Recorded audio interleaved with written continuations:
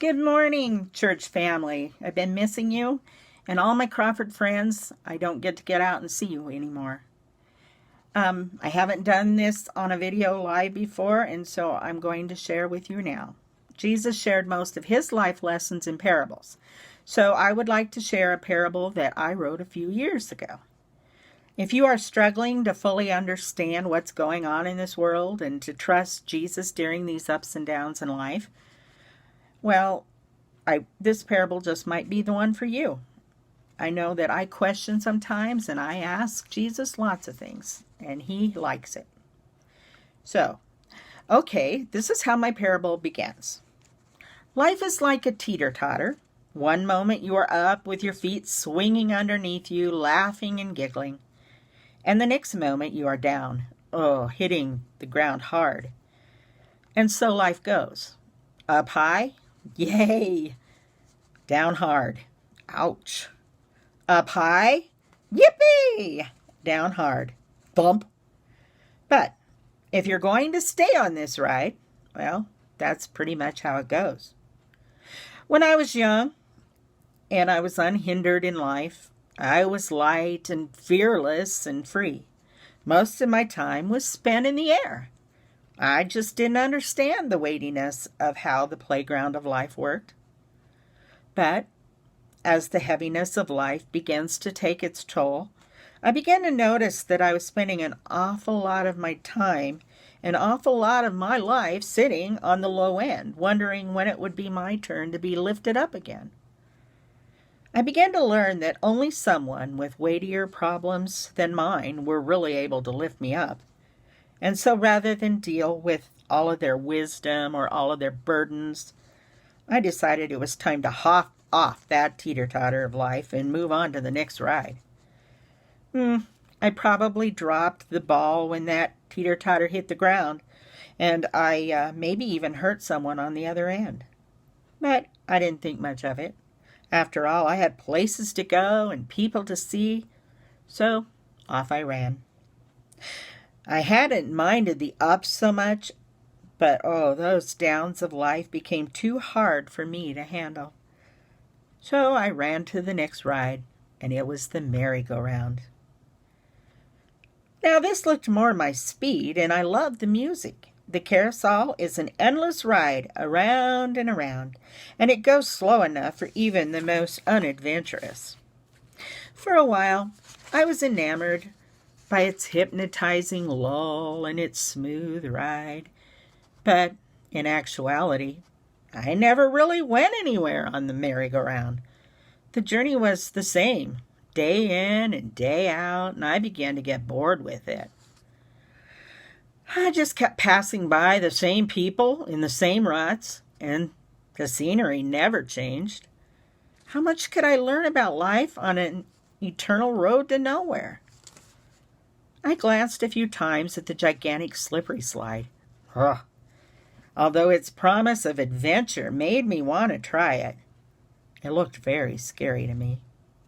And again, no matter how high I climbed, I'd eventually have to come down a slippery path.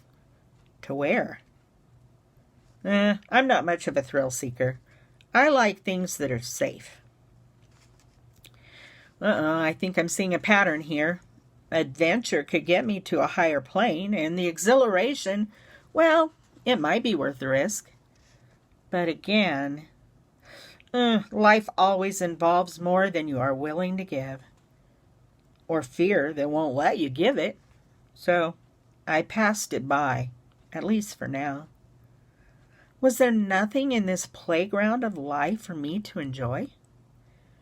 Well, I did stop and smell a couple of flowers on my way to the swing set. But again, I remembered that these too must die. I did swing for a couple of minutes, but not too high and not too long. After all, life wasn't meant to be fun, was it?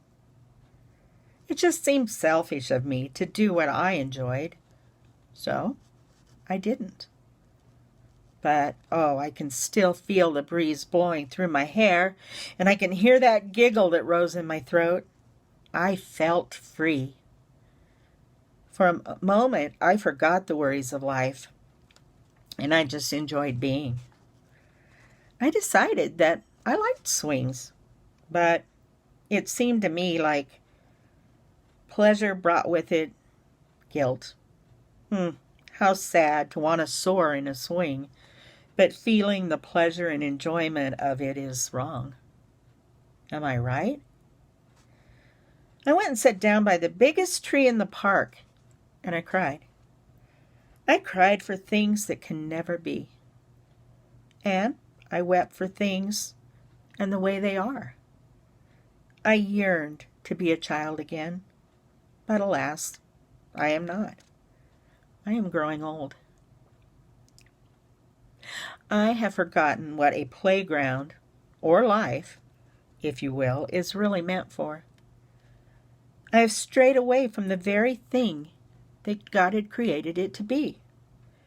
The wonderment of little eyes and the tiny barefooted freedom of the green grass or squishy mud between my toes. Oh, the awe of a child's hands that explore and they grasp and they feel. Oh, and especially the ears that hear the wind whisper its secrets from an ever-present Creator who wants to run and play next to me. I am my Father's child, although I am already 62. God still sees me as if I were a newborn baby or a little child in my mother's arms. I was beginning to understand. As the ups and downs of life weighed heavily upon this 62-year-old's shoulders, and as I sat crying under the tree, Jesus came to me in my sadness, and he lifted me to my feet. Grabbing my hand, he pulled me upright. "Come play with me," he says, with an impish grin. He drags me to the slide first and tells me that he has my back. Oh, but the way is steep. But he is right behind me. We giggle and laugh at the speed of the slope takes us to the bottom. Oh, he sits on the teeter-totter, and I am high in the air, waving my feet and smiling. Will there be bumps? I ask him warily. Yes, he replies, but I will be there to pick you up and to brush you off. And at the end of life's ride, I will be there waiting for you to come and play with me in the kingdom that my Father and I have created. He starts to lead me, and I cry out to him, I can't do this alone. This playground is too hard. There are too many ups and downs.